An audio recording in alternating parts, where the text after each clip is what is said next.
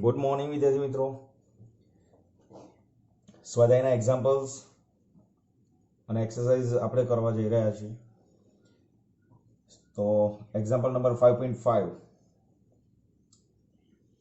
15 metre પર સેકન્ડની પ્રારંભિક ઝડપથી ગતિ કરતા 20 કિલોગ્રામ દળના એક પદાર્થ પર 50 ન્યૂટનનું પ્રતિપ્રયોગ ઉપજાવતું અચળ બળ લગાડવામાં આવે છે. મીન્સ કે આ ફોર્સ જે છે પ્રતિપ્રવેગ જનરેટ કરે છે. તો એનો મતલબ કે પ્રવેગ જે ડિરેક્શનમાં છે એ ડિરેક્શનમાં બળ હોય, અને બળ જે ડિરેક્શનમાં હોય એ ડિરેક્શનમાં પ્રવેગ લાગે. પ્રતિપ્રવેગ આપણે ઋણ લઈએ છીએ તો આપણે આ ફોર્સ પણ કેવું લઈશું? ઋણ લઈશું. તો જે ક્વોન્ટિટીઝ આપી દીધેલી છે સૌથી પહેલા એને લિસ્ટ બનાવી દઈએ. તો પ્રારંભિક વેગ v0 આપ્યો છે, તો that is equal to 15 metre per second. m આપ્યું છે ધેટ ઇઝ 20 kg. ફોર્સ આપ્યું છે that is equal two 50 newton, પણ હું એને અહીંયા લઉં છું -50 કારણ કે પ્રતિપ્રવેગ ઉત્પન્ન કરે છે. બરાબર. તો પદાર્થને અટકાવવા માટે કેટલો સમય લાગશે? તો તમારે ટી મિત્રો શોધવાનો છે, કેટલો સમય લાગશે. તો હવે સૌથી પહેલા ન્યૂટનની ગતિના બીજા નિયમ ઉપરથી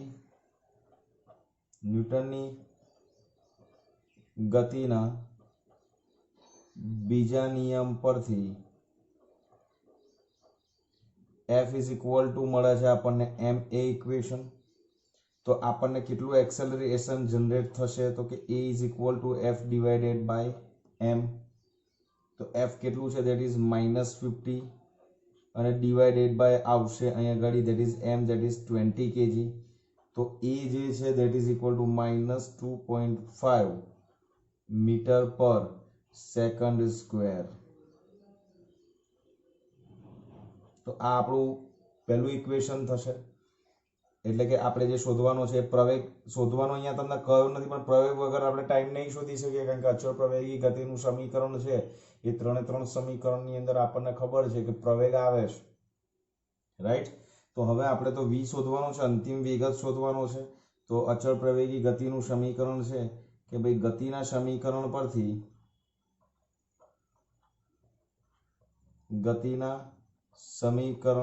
પરથી v is equal two v0 plus at equation છે જ આપણી પાસે. v0 તમને ખબર છે ધેટ ઇઝ 15 પ્લસ a છે ધેટ ઇઝ -2.5 અને ઇન્ટુ t. અને v આપણે જે શોધવાનો છે અટકાવવા માટે કેટલો સમય જોઈશે, એટલે v તો આપણે અટકાવવાનો છે એટલે અંતિમ વેગ કેટલો થઈ જશે? 0 થઈ જશે. તો અંતિમ વેગ 0. સો t ઇઝ ઇક્વલ ટુ આપણને મળશે મિત્રો ધેટ ઇઝ 15 ભાગ્યા 2.5. સો t ઇઝ ઇક્વલ ટુ આપણને મળશે 6 સેકન્ડ.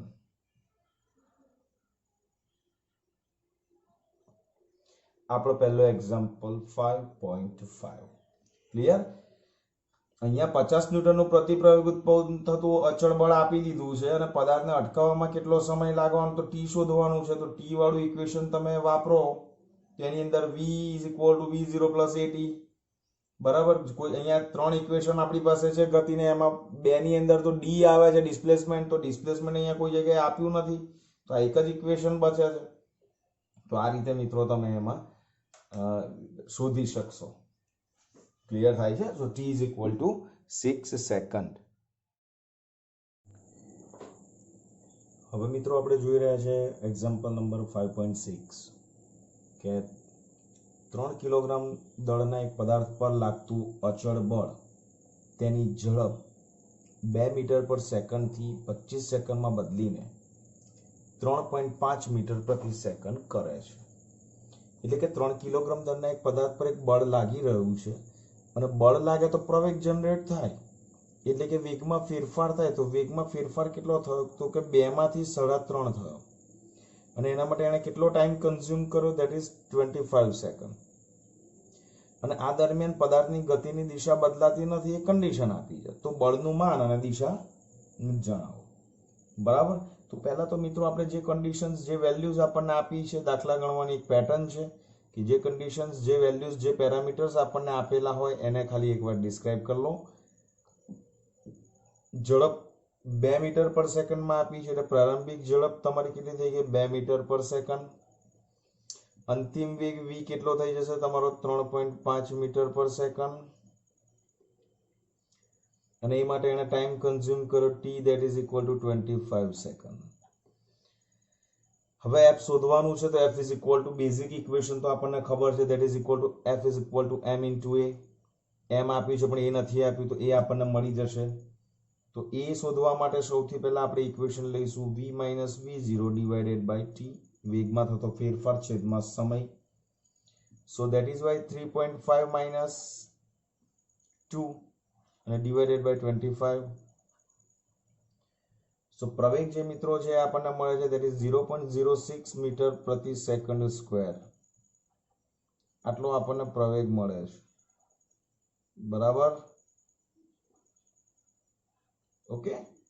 હવે ફોર્સ શોધવાનું છે. પાછું અચળ બળ છે તો અચળ બળ હોય તો એના માટેનું તો ઇક્વેશન આપણને ન્યૂટનની ગતિનો બીજો નિયમ છે જ F is equal to ma. તો m is equal to આપણે મૂકીશું 3 કિલોગ્રામ. એ આપણને જે મળ્યું છે એ આપણે લઈ લઈશું. તો F is equal to આપણને મળશે 0.18 ન્યૂટન. તો આ થઈ ગયું આપણા બળનું મૂલ્ય કે જે લાગે છે મીન્સ કે આ 3 કિલોગ્રામ દળના પદાર્થ પર આપણે આટલું ફોર્સ લગાવીશું તો 2 મીટર પર સેકન્ડ વેગ હશે તો 25 સેકન્ડમાં 3.5 મીટર પર સેકન્ડ થઈ જશે. સો આ બળનું મૂલ્ય થઈ ગયું. અને બળની દિશા શોધવાનું કયું છે મિત્રો? તો બળની દિશા માટે આપણે એટલું જ લખી શકીએ કે બળની દિશા પદાર્થની ગતિની દિશામાં જ હોય છે.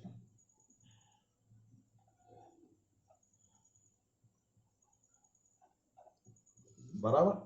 તો એક આ એક્ઝામ્પલ બહુ ઇઝી એક્ઝામ્પલ છે મિત્રો. 2 માર્ક 3 માર્કમાં પૂછી શકાય એવા સરસ એક્ઝામ્પલ છે. તો આ તમારે પ્રેક્ટિસ કરવાની છે. બરાબર. ચલો જોઈએ નેક્સ્ટ એક્ઝામ્પલ્સ.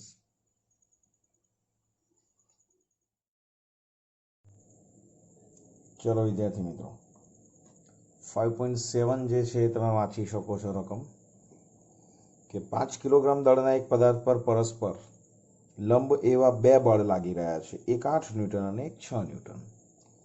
તો પદાર્થના પ્રવેગનું માન અને દિશા તમારે શોધવાની છે. બરાબર. તો એમ તમને આપી દીધું છે, પ્રવેગ શોધવાનો છે અને ફોર્સની ડિરેક્શન તમને આપી દીધી છે. તો આપણે એવું સમજી લઈએ કે આ 5 કિલોગ્રામનો જે પદાર્થ છે યાર એટલે કે m જે છે that is equal to 5 kg થશે. બરાબર. અને એના ઉપર બંને બળ લાગે છે. એ બંને બળ કેવા છે?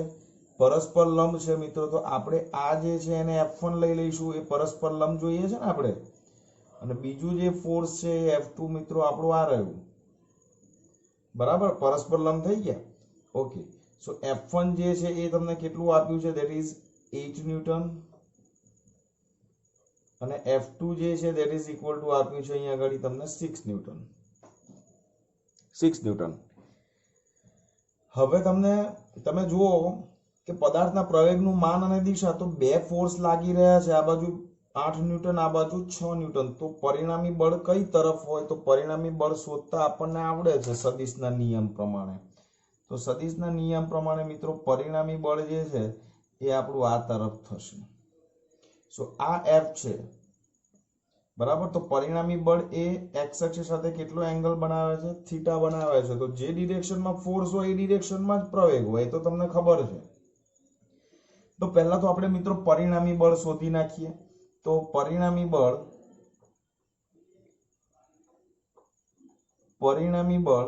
F is equal to F1 square plus F2 square under route. આપણું પરિણામી બળનું ઇક્વેશન છે, કારણ કે પરસ્પર લંબ એવા બે ઘટકો છે. આમ તો બેઝિક ઇક્વેશન કયું છે ખબર છે તમને? બરાબર. F1 અને F2 વચ્ચેનું plus twice F1 F2 cos theta પણ F1 F2 વચ્ચેનો એંગલ કેટલો છે? આગળ 90. તો cos pi by 2 0 થઈ જશે. એટલે પરિણામી બળ તમને ખબર છે કે આપણે આ ઇક્વેશન થી શોધી શકીએ છીએ. ઓકે. તો આનાથી શોધીએ મિત્રો. તો F1 છે that is 8 that is 64 plus 36. તો is equal two under route 100 થશે. તો F જે છે મિત્રો આપણને મળશે that is 10 newton. 10 newton.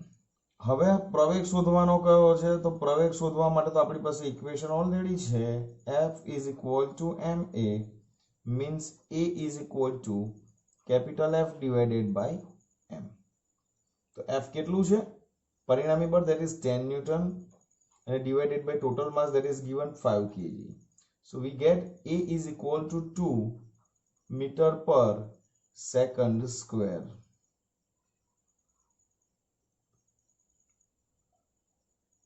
Clear અહીંયા સુધી? તો આપણને પ્રવેગનું માન શોધવાનું કહ્યું છે તો મળી ગયું. પણ આનું આપણે આ પ્રવેગ જે છે હવે તમને એ પણ ખબર છે કે પ્રવેગ જે છે એ બળની દિશામાં જ હોય, બરાબર? હવે પ્રવેગ એ ની દિશા પરિણામી બળ એફ ની દિશામાં જ હોય. એનો મતલબ એ મિત્રો કે એફ ની દિશા એ જ એની દિશા છે, તો એફ ની દિશા એક્સ અક્ષ સાથે થીટા કોણ બનાવે છે, તો tan θ આપણે લખી શકીશું ને. શું લખી શકીશું? What we right? tan θ સામેની બાજુ. સામેની બાજુ તો આ જે છે ધેટ ઇઝ f2 છે અને f1 છે, તો y component by f2 divided by f1 જ થશે. હવે f2 કેટલું છે? ધેટ ઇઝ 6, તો 6/8 અને 6/8 કરીશું તો 0.75 મળશે. સો થીટા આપણે નેચરલ ટેન્જેન્ટમાં મિત્રો શોધીશું તો આપણને ઓલમોસ્ટ લગભગ મળે છે 36 ડિગ્રી અને 53 કળા. આ થઈ ગયા આપણા બાહ્ય બળની દિશા અથવા તો પ્રવેગની દિશા. ઓકે, સો અહીંયા સુધી આશા રાખું છું કે કોઈ ડાઉટ જનરલી આમ તો નહીં જ હોય. સો આ જે છે તમારો 5.7. ચાલો બીજો એક એક્ઝામ્પલ હવે આપણે જોઈ રહ્યા છે, ધેટ ઇઝ 5.8. 36 કિલોમીટર પ્રતિ કલાકની ઝડપથી વાહન ચલાવતો એક ડ્રાઈવર રસ્તા વચ્ચે એક બાળકને ઉભેલો જુએ છે. એટલે એની ઝડપ તમને કેટલી, એટલે એ વાહનની એ જે ઝડપ છે એ તમને કેટલી આપી છે? 36 કિલોમીટર પર અવર. રસ્તા ઉપર એક બાળકને જુએ છે. બાળકને બચાવવા માટે તેનું વાહન 4 સેકન્ડમાં સ્થિર થવું જરૂરી છે. 4 જ સેકન્ડમાં સ્થિર થવું જરૂરી છે, નહીતર શું થશે? એક્સિડન્ટ થશે એની સાથે. તો વાહન પર વેગ ઘટાડતા સરેરાશ કેટલું બળ લગાડવું પડે? વાહનનું દળ અને ડ્રાઈવરનું દળ બંને તમને આપી દીધું છે. ટોટલ માસ તમને આપી દીધું છે સિસ્ટમનું, કારણ કે વાહન અને ડ્રાઈવર બંને એક તંત્ર બનશે અને તંત્રનું કુલ દળ કેટલું થશે? ધેટ ઇઝ 465 kg થશે. ઓકે, ચલો તો આ એની પ્રારંભિક ઝડપ છે, 4 સેકન્ડમાં એને સ્થિર કરવાનું છે, એટલે અંતિમ ઝડપ આપણી 0 થઈ જશે મિત્રો. તો v0 is equal two 36 kilometre પર અવર. તો આને પહેલા તો આપણે શેમાં ફેરવવું પડશે? મીટર પર સેકન્ડમાં ફેરવવું પડશે, તો that is 10 metre per second. કેવી રીતે ફેરવ્યું એની ચર્ચા મારે કરવાની જરૂર નથી, તમને ખબર છે. ઓકે, અંતિમ વેગ v કેટલો છે? That is 0. કેટલા ટાઈમમાં કરવાનો છે? તો કે that is 4 second. Okay, total માસ કેટલું આપ્યું છે આપણને? m પ્લસ કેપિટલ M કેટલું આપ્યું છે? That is 465 kg. ઓકે, ચાલો હવે કેટલો પ્રવેગ જનરેટ, આપણે શું શોધવાનું છે? બળ શોધવાનું છે. તો બળ is equal to F equal to M equation વાપરવાનું છે. તો M તો મળી ગયું આપણને, ટોટલ M ડેશ. આને લઈ લઈએ total M dash. M dash means તંત્રનું દળ, એટલે કે ડ્રાઈવર પ્લસ વાહન બંનેનું દળ 465 kg. તો equation F is equal to M dash એ વાપરવાનું છે. એ નથી આપ્યો તો પહેલા એ શોધવો પડશે. તો પ્રવેગ A ઇઝ ઇક્વલ ટુ આપણે સૌથી પહેલા ઇક્વેશન શું લઈશું? v minus v0 divided by t. So v કેટલો છે? 0 minus v0 that is 10 and divided by t that is 4. તો મિત્રો આપણને પ્રવેગ કેટલો મળશે? Minus 2.5 metre per second square આપણો પ્રવેગ થશે. ઓકે, ક્લિયર છે અહીં સુધી? Okay, fine. હવે નેક્સ્ટ તમે જુઓ, આપણે શોધવાનું છે, શું શોધવાનું છે? બળ. તો F નું ઇક્વેશન તો આપણી પાસે છે, that is equal to M dash A, કારણ કે small m that is equal two 65 kg આપેલું છે. કારણ કે આપણે 465 કેવી રીતે કરવું એ તમને કન્ફ્યુઝન ના થાય એટલા માટે લખી આપ્યું છે ફરી વાર. તો m ડેશ ધેટ ઇઝ 465 અને a ધેટ ઇઝ માઇનસ 2.5.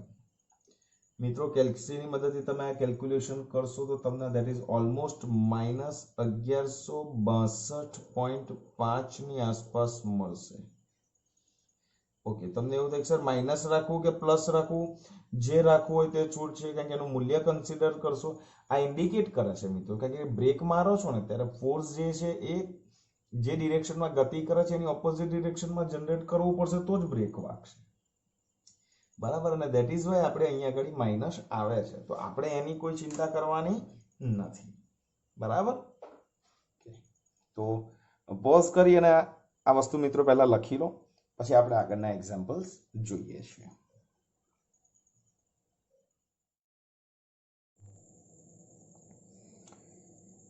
ચાલો, એક્ઝામ્પલ નંબર 5.9.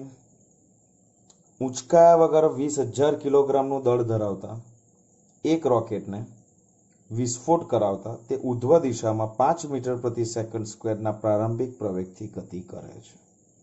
તો વિસ્ફોટથી લાગતો પ્રારંભિક ધક્કો ગણો. ઓકે, ચાલો, બહુ ઇઝી કોન્સેપ્ટ છે. ખાલી આપણે રોકેટ બતાવી દઉં સૌથી પહેલા તમને.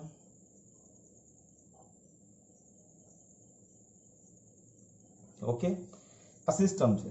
હવે રોકેટનું પોતાનું દળ તમને કેટલું આપ્યું છે? That is m is equal two 20,000 kg. મિત્રો આપી દીધેલું છે આપણને રોકેટનું દળ. ઓકે, હવે એના ઉપર સ્વાભાવિક છે કે નીચે તરફ કેટલું વજન બળ લાગશે? ધેટ ઇઝ mg લાગે છે ઓલરેડી. અત્યારે આને વિસ્ફોટ નથી થતો એ વખતે પણ mg તો લાગે જ છે નીચે તરફ. હવે તમે જુઓ કે અંદર જે કંઈ પણ રિએક્શન થયું, વોટએવર જે કંઈ પણ એની એક પ્રોસિજર થઈ, એ પ્રોસિજરને કારણે આ એકદમ ઉપર તરફ એક ઝટકા સાથે એક થ્રસ્ટ લાગે છે નીચેથી ઉપર તરફ. બરાબર, એને કારણે ઉપર તરફ ગતિ કરે છે. તો ઉપર તરફ ગતિ કરે છે તો એના ઉપર જે ફોર્સ, જે ધક્કો લાગે છે, આપણને જે ધક્કો લાગે છે, ધેટ ઇઝ આપણે લઈ લઈએ છીએ ઇઝ ઇક્વલ ટુ, સપોઝ એને આપણે થ્રસ્ટ કહીએ છીએ, ટી. આ પ્રારંભિક ધક્કો છે ને, ધક્કાને ઇંગ્લિશમાં મિત્રો કહીએ છીએ થ્રસ્ટ, THRUST. એટલે મેં અહીંયા થ્રસ્ટ લીધું. તો ઉપર તરફ થ્રસ્ટ ધક્કો લાગે છે, પણ નીચે તરફ mg તો છે જ. બરાબર, હવે આ થ્રસ્ટ જે જનરેટ થાય છે mg ની ઓપોઝિટ ડિરેક્શનમાં થાય છે. તો આના ઉપર પરિણામી બળ જે છે એ મિત્રો કઈ તરફ લાગશે? ઉપર તરફ લાગશે. એ પણ હકીકત છે. તો હવે મને નથી લાગતું કે મારે તમને આના વિશે કઈ કહેવું પડશે. રોકેટ ઉપર તરફ થ્રસ્ટ લાગ્યો, નીચે તરફ mg લાગે છે, છતાં પણ એની ગતિ ઉપર તરફ થાય છે. મીન્સ કે t is greater than mg હોય. તો પરિણામે એના પર બળ કઈ તરફ લાગે? ઉપર તરફ લાગે.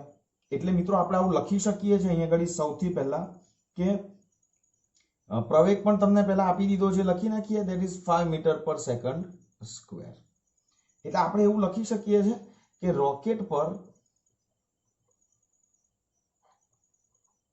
ઉધ્વ દિશામાં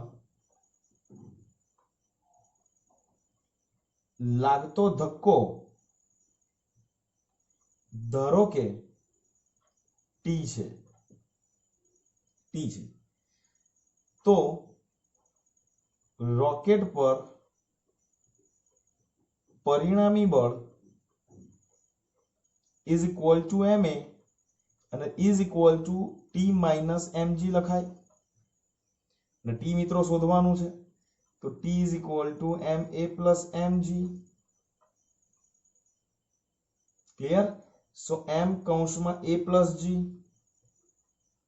હવે g તો તમને અહીંયા કઈ આપ્યું નથી, તો g બાય ડિફોલ્ટ આપણે લઈ લઈએ છીએ, ધેટ ઇઝ 9.8 મીટર પ્રતિ સેકન્ડ સ્ક્વેર. હવે કોઈ 10 લઈને એક્ઝામ્પલ ગણશે તો માઇનોર ડિફરન્સ આવશે. ક્લિયર થાય છે ને? માઇનોર ડિફરન્સ આવશે તો એ રાઉન્ડ ઓફ કરીશું તો સર બહુ ચેન્જીસ આવવાનો નથી, કારણ કે આપણે ઓલરેડી 9.8 ને રાઉન્ડ ઓફ કરીને 10 લઈને એક્ઝામ્પલ ગણીએ છીએ. તો અહીંયા t ઇઝ ઇક્વલ ટુ આવશે, that is 20 kg, that is as it is 20,000. a that is equal two 5 અને પ્લસ 9.8. ઓકે, સો t જે છે મિત્રો એ આપણને મળે છે 29.6 ઇન્ટુ 10⁴ ન્યૂટન. બરાબર. અને બીજી વસ્તુ, જો તમે g ઇઝ ઇક્વલ ટુ 10 લો, જો આ આન્સર આવી ગયો મિત્રો, હા આન્સર આવી ગયો,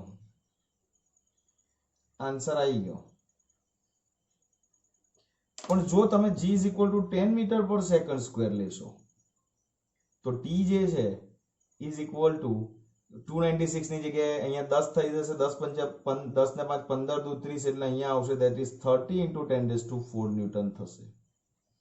તો આ બંને આન્સર વેલિડ છે એક્ઝામ્પલ્સ માટે.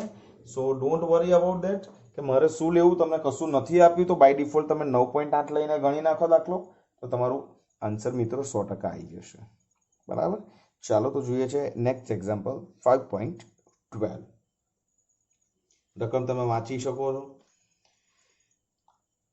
5.12 ની અંદર એના બેઝિકલી આ એક્ઝામ્પલ જે છે એક્ઝામ્પલ સમજવાનો છે, કેલ્ક્યુલેશન બેઝડ નથી. એક ઓરડાની છત પરથી 2 મીટર લાંબી, ચલો આ છત પહેલા આપણે બનાવી દઈએ મિત્રો, પ્લાસ્ટર કર્યું છે. ઓકે, 2 મીટર લાંબી, 2 મીટર લાંબી દોરી વડે 0.1 kg દળના લટકાવેલી ગોળાને, એટલે આ એક ગોળો છે, એને દોલિત કરવામાં. મિત્રો આને દોલિત કરાવીએ તો તમે આનો ગતિપથ વિચારો તો એનો ગતિપથ આવો થાય. હું જે ડ્રો કરું છું એ જરા મને કહેજો. થાય? રાઈટ. એ આ પથ ઉપર શું થશે? દોલન કરે છે. એટલે અહીંથી આમ જશે, આમ જશે, આમ આમ દોલનો કર્યા કરશે. તો આ પોઈન્ટ છે ને એને એનું મધ્યમાન સ્થાન કહેવાય. અને આ જે પોઈન્ટ છે ને મિત્રો એને એના ગતિપથના અંત્ય બિંદુ કહેવાય. તો આ અંત્ય બિંદુ છે.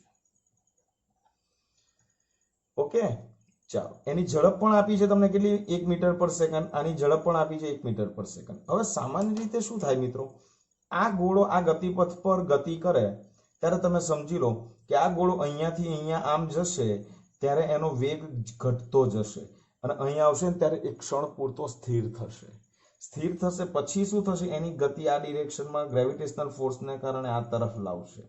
અહીંયાથી એ આમ જશે અને અહીંયા પાછો એનો વેગ 0 થશે. 0 થી પછી આમ આવશે, એમ એનો વેગ વધતો વધતો વધતો વધતો અહીંયા આવશે ત્યારે વેગ મહત્તમ થશે અને અહીંયા આવશે ત્યારે વેગ 0 થશે. તો હંમેશા યાદ રાખો અંત્ય બિંદુ પાસે વેગ 0 હોય અને મધ્યમાન સ્થાન પાસે v જે છે v મેક્સિમમ હોય. v = v max. બરાબર. આ એક બેઝિક કોન્સેપ્ટ છે. હવે તમે જુઓ પ્રશ્ન શું પૂછ્યું છે. ગોળો જ્યારે પહેલું a તેના કોઈ એક અંત્ય સ્થાને હોય, એટલે અહીંયા છે દાખલા તરીકે, અને b તેના મધ્યમાન સ્થાને હોય, એટલે અહીંયા હોય. એટલે પોઈન્ટ આને હું પોઈન્ટ a લઈ લઉં છું અને આને પોઈન્ટ o લઉં છું અને આને પોઈન્ટ b લઉં છું. એટલે કાં તો a કે કાં તો b છે. બરાબર. હવે અત્યારે દોરીને કાપવામાં આવે તો ગોળાનો ગતિપથ કેવો હશે? બરાબર. ચલો તો સૌથી પહેલા તો હું તમને એક સિમ્પલ વસ્તુ બતાવું કે અંત્ય બિંદુ હોય, અહીંયા ગોળો હોય ત્યારે અહીંયા એનો વેગ કેટલો છે? 0. એનો મતલબ એ કે ગોળો જ્યારે અહીંયા આવે છે ને મિત્રો, ગોળો જ્યારે અહીંયા આવે છે ને ત્યારે એનો વેગ 0 છે અને અહીંયા આવે છે ત્યારે એને દોરી કાપવામાં આવે છે. જ્યારે અહીંયા ત્યારે કાપીએ છે ત્યારે આનો વેગ 0 થઈ જાય તો આની સ્વાભાવિક ગતિ કઈ તરફ થાય? નીચે તરફ. એનો મતલબ એ કે મુક્ત પતન કરે. મિત્રો યાદ રાખો કે અંત્ય બિંદુ પાસે v 0 હોવાથી જો દોરી કાપવામાં આવે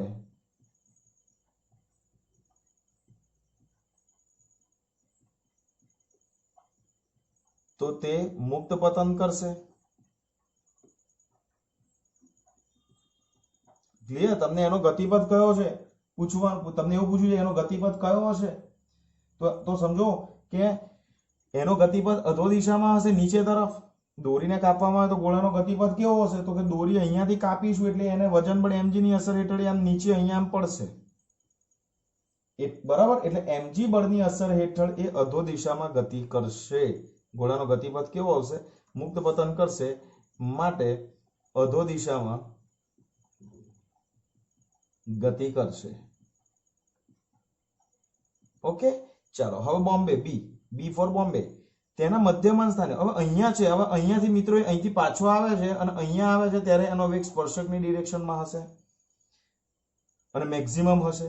અને અહીંથી દોરી જો કાપી નાખવામાં આવે મિત્રો તો એનો ગતિપથ આપણને કેવો મળે? આવો મળે. હવે આ ગતિપથ કયો છે? આ ગતિપથ કોને કહેવાય ખબર છે? આ પ્રોજેક્ટાઇલ મોશન. આ જ્યારે અહીંયાથી મુક્ત થાય છે, દોરી સાથેથી મુક્ત થાય છે, એનો કોન્ટેક્ટ ત્યારે એને કંઈક પ્રારંભિક વેગ છે અને પાછો ગુરુત્વાકર્ષી ક્ષેત્રમાં છે તો ગુરુત્વાકર્ષી ક્ષેત્રમાં કંઈક પ્રારંભિક વેગથી ગતિ કરશે તો એનો ગતિપથ કેવો બનશે મિત્રો? પરવલયાકાર બનશે. મીન્સ કે આ ગોળો અહીંયા પ્રક્ષિપ્ત પદાર્થ તરીકે વર્તશે.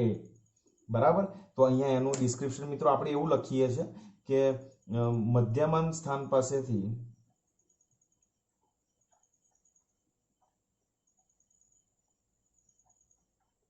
મુક્ત કરતા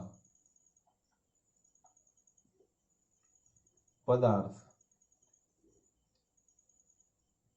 પ્રક્ષિપ્ત ગતિ કરશે. પ્રક્ષિપ્ત ગતિ રહી ગયું તો ગતિ અહીંયા લખું છું, ગતિ કરશે અને ગતિપથ પરવલયાકાર, આ તો ભણી ગયા છો તમે, પરવલયાકાર બને છે. ક્લિયર? એટલે સમજો અહીંયા આવશે ત્યારે નીચે આવશે, પણ અહીંયા પછીની કોઈ પણ ક્ષણે અહીંયાથી દોરી કાપો, અહીંયા કાપો, ગોળો અહીંયા હોય ત્યારે કાપો, અહીંયા કાપો, ત્યારે ગમે તે જગ્યાએથી કાપશો એનો ગતિપથ મિત્રો પરવલયાકાર જ બનશે. Okay, fine. ચાલો જોઈએ છે નેક્સ્ટ એક્ઝામ્પલ.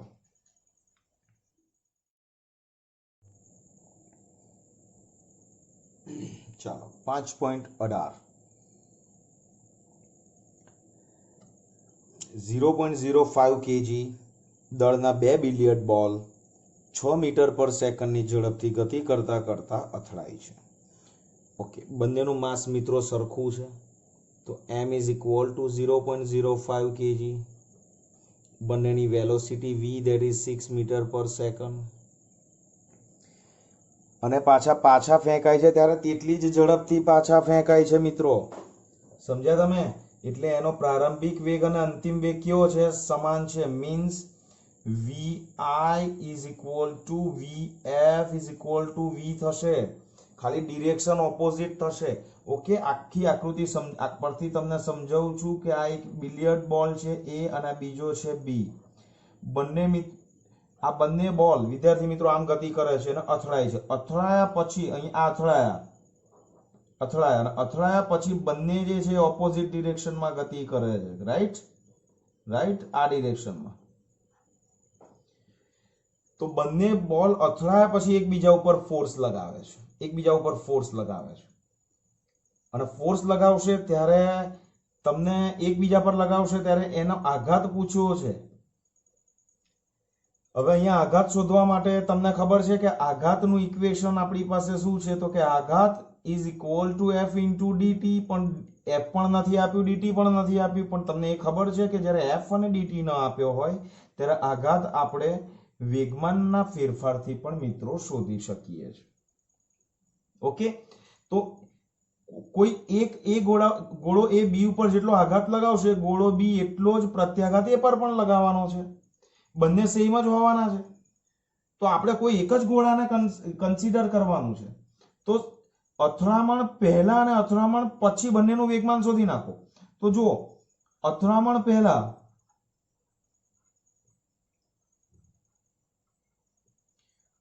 પીઆઈ કેટલું થશે? તો કે m × vi થશે. તો કેટલું થશે? m × vi. હમણાં આપણે આટલું લઈએ છીએ, ધેટ ઇઝ પોઝિટિવ. એ તમારું પ્લસ રહેશે, પોઝિટિવ રહેશે. ઓકે, અથડામણ બાદ અંતિમ વેગમાન મિત્રો કેટલું થશે? That is -mvf. કારણ કે અહીંયા એટલું જ કહ્યું છે ગતિ કરતા કરતા અથડાય ને તેટલી જ ઝડપથી પાછા ફેંકાય તો આ vi થશે, તો આ vf થશે. ફોર બિલિયર્ડ બોલ A. એવી રીતે B માટે પણ vf અને vf તમે લઈને દાખલો ગણી શકશો. બરાબર છે? અને આ કેવું આવશે? That is negative. ઓકે, હવે આઘાત શોધવો હોય તમારે મિત્રો, તો આઘાત બરાબર તમે શું લખશો? વેગમાનમાં થતો ફેરફાર dp, અને this is equal two pf - pi. તો pf - pi કેટલું થશે? તમે જુઓ તો vi અને vf મિત્રો આના બરાબર આપણે આવું લખી શકીએ કે mv, અને આના બરાબર લખી શકીશું આપણે -mb. કેમ? vi અને vf = v છે. ઓકે, તો અહીંયા શું થશે? -mv. તો મિત્રો dp = થશે, that is -2mv. સો -2, 0.05 અને વેલોસિટી ધેટ ઇઝ 6. ક્લિયર થશે? સો P2 માઇનસ P1 તમારે અહીંયા કરવાનું છે. તો યાદ રાખજો. So dp is equal to આપણને મિત્રો અહીંયા મળશે that is 0.6 minus kg metre per second. તો આ થઈ ગયો દરેક બોલે એકબીજા, જો આ એક બોલે બીજા ઉપર લગાડેલો આઘાત છે તો બીજો પહેલા ઉપર કેટલો લગાવશે? આટલો જ, પણ વિરુદ્ધ દિશામાં હોય તો એની વેલ્યુ કેટલી થઈ જશે તમારી મિત્રો? પ્લસ થઈ જશે. ક્લિયર છે અહીં સુધી? કોઈને કઈ ડાઉટ મિત્રો નથી? ફાઇન. તો અહીંયા બળનો આઘાત મિત્રો તમારો બનશે, તમે આવું લખી શકશો કે અહીંયા આઘાતનું મૂલ્ય is equal to 0.6 kilogram metre per second. Minus sign નથી લખી કારણ કે માઇનસ તો ઇન્ડિકેટ કરે છે કે એકબીજાની ઓપોઝિટ ડિરેક્શનમાં મિત્રો આ આઘાત લાગવાનો છે. ક્લિયર? ફાઇન. ચાલો હવે જોઈએ છે મિત્રો 5.19. તો 100 કિલોગ્રામ દળની ગનમાંથી 0.020 kg દળનો એક સેલ, સેલ મીન્સ એની ગોળી, ગનની અંદર જે ગોળી હોય છે તે. ઓકે, તો સૌથી પહેલા તો નાનું દળ છે ધેટ ઇઝ સ્મોલ m આપણે લઈએ છે. તો small m is equal two 0.020 kg અને capital M that is equal two 100 kg. ગનની નાળમાંથી બહાર આવતા સેલની ઝડપ, સેલની ઝડપ એટલે કોની? સ્મોલ m, એટલે ગોળીની ઝડપ. તો ગોળીની ઝડપ સ્મોલ v લઈશું આપણે મિત્રો. તો that is 80 metre per second. તો ગન કેટલી ઝડપથી પાછી ફેંકાશે? એટલે તમારે શું શોધવાનો છે? કેપિટલ V મિત્રો શોધવાનો છે. ઓકે, ચાલો હવે કેવી રીતે શોધીશું એ જુઓ. તો અહીંયા તંત્ર તરીકે કોણ છે? તો કે તંત્ર is equal two gun plus cell. તો આપણે અહીંયા એવું લખીશું તંત્રનું પ્રારંભિક વેગમાન, કારણ કે કોઈ પણ બાહ્ય બળ લાગતું નથી, ઇઝ ઇક્વલ ટુ તંત્રનું અંતિમ વેગમાન. આ કોના આધારે લખ્યું? વેગમાન સંરક્ષણના નિયમ પરથી. વેગમાન સંરક્ષણના નિયમ પરથી આપણે આવું લખી દીધું. ચલો, પ્રારંભમાં તો બંને સ્થિર હતા તો પ્રારંભિક વેગમાન 0 થઈ ગયું. ઓકે, અંતિમ વેગમાન કેટલું? તો કે સેલ દાખલા તરીકે આ ડિરેક્શનમાં ગતિ કરતી હોય તો રિકોઇલ ઓપોઝિટ ડિરેક્શનમાં હશે. તો પહેલા તો સેલનું વેગમાન લખીએ તો that is m into v plus minus capital M into v. આ કેમ મેં આવી રીતે લખ્યું એ ખબર પડી ગઈ તમને? કારણ શું? તો કે યાદ રાખો આ ડિરેક્શનમાં સેલ જશે, આકૃતિ અહીંયા ડ્રો કરું ને મિત્રો હું, સેલ આ ડિરેક્શનમાં જશે તો રિકોઇલ આ તરફ આવશે. બરાબર? તો એટલા માટે આપણે અહીંયા માઇનસ v લીધું છે. ચલો, તો કેપિટલ v ને સૂત્ર કરતા બનાવશો તો કેપિટલ v ને સૂત્ર કરતા બનાવશો તો mv ડિવાઇડેડ બાય આવશે that is capital M. Okay, so small m કેટલું છે? ધેટ ઇઝ 0.020 ડિવાઇડેડ બાય 100 અને ઇન્ટુ આવશે ધેટ ઇઝ 80. સો મિત્રો કેપિટલ v જે છે આપણને મળશે that is 0.016 metre per second. Okay, clear? Okay, ઘણી વખત શું કરી શકાય છે, તમને ખબર ના હોય, કોઈ એવું કે સર આને આપણે આ ડિરેક્શનમાં લીધું તો આ ઓપોઝિટ થઈ ગયું, તો આને આ ડિરેક્શનમાં લઈએ, બંદૂકને આમ બંદૂક અત્યારે આમ છે, એની જગ્યાએ બંદૂકને આમ ફેરવી દઉં તો આ બંનેની ડિરેક્શન પણ ઓપોઝિટ થઈ જાય. તો ઘણી વખત શું છે, આપણે વેગમાનનો સરવાળો કરવાનો છે તો અહીંયા તમે કેપિટલ M પ્લસ લઈ લેશો તો કેપિટલ V તમારું માઇનસ આવશે અને ઋણ નિશાન ઇન્ડિકેટ કરશે કે ભાઈ બંદૂકની જે ઝડપ છે એ ગોળીની ઝડપની વિરુદ્ધ દિશામાં હોય. બરાબર? તો અહીંયા તમારે ખાસ લખવું પડશે મિત્રો, અને નહીં લખો તો પણ ચાલશે, કારણ કે અહીંયા લખ્યું છે કેટલી ઝડપથી પાછી ફેંકાશે. પાછી મીન્સ એ રિકોઇલ જ છે, પાછી મીન્સ સેલની ઓપોઝિટ ડિરેક્શન જ છે. બરાબર ને?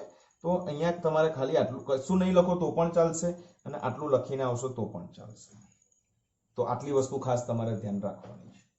ઓકે, તો પોઝ કરીને બધા જ એક્સરસાઇઝ કમ્પ્લીટ કરજો મિત્રો, અને બીજું મારે કંઈ કહેવું નથી પણ લખીને તૈયાર કરજો. સૂત્રોનું લિસ્ટ બનાવજો.